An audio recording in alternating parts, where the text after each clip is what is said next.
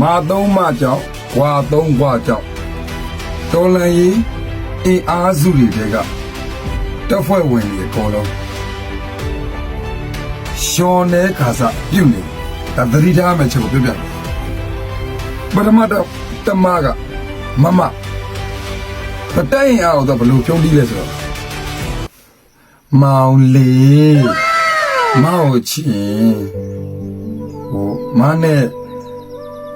လန်ထိတ်ကမွေးငါးဆန်နေနိဗ္ဗာန်တီသွားမယ်လေမောင်လေးခုလုံနေတဲ့တော်လန်ကြီးရဲ့တာဝန်တွေကိုထားခဲ့ပြီးမနဲ့လိုက်ခဲ့တော့မနဲ့ပဲတူနေတော့အဲ့ချိန်မှာအဖွဲဝင်ရလဲဟိုအထက်ရာရှိစကားဒါနားမထောင်ရင်နားမထောင်လိမ့်မယ်မစကားကြတော့ငြိမ်ဝတ်ပြီးပြတော့အဲ့ဒါတမနောက်တမကညီမလေးကျတော့ကိုမအားဘူးလားကိုနဲ့အချိန်မှန်လဲဖုန်းမပြောရဘူးချိန်မှန်လဲစာမပိုးရဘူးညီမလေးကိုအချိန်မပေးနိုင်ကိုနဲ့လမ်းခွဲမှနော်ဆိုတော့ဒီဘက်ကတောင်းပြားထိန်လို့ညီမလေးစကားကြားတော့အဲ့ဆိုရင်ကိုကဘာလုပ်ပြရမလဲညီမလေးလူလည်းမထူပါဘူးညီမလေးတို့နှစ်ယောက်တူအိမ်မက်တင်နဲ့ကဘာသေးလေးစီမှာတွားကြမယ်လေတဲ့ကိုကိုင်းထားတဲ့ဟိုလက်နဲ့တွေထားခဲ့လိုက်တော့အပွဲစည်းကနေထွက်ခဲ့လိုက်တော့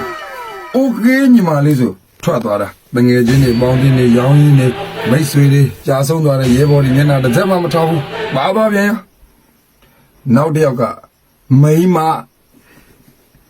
မသုံးမနောက်ဆုံးမကျတော့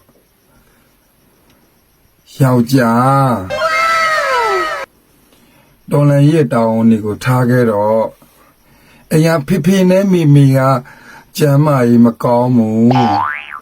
ပပနဲ့မမကလည်းပတ်စံမရှာနိုင်တော့ဘူး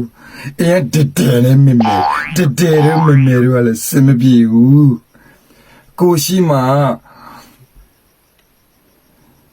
စင်ပြေမှာ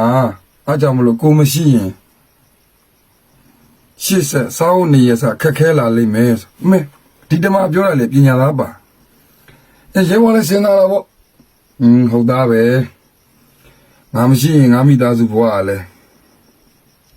ရရှိမလွယ်ဘူးပေါ့အဲ့လိုစဉ်းစားပြီးတက်ကထွက်သွားခေါ်လာ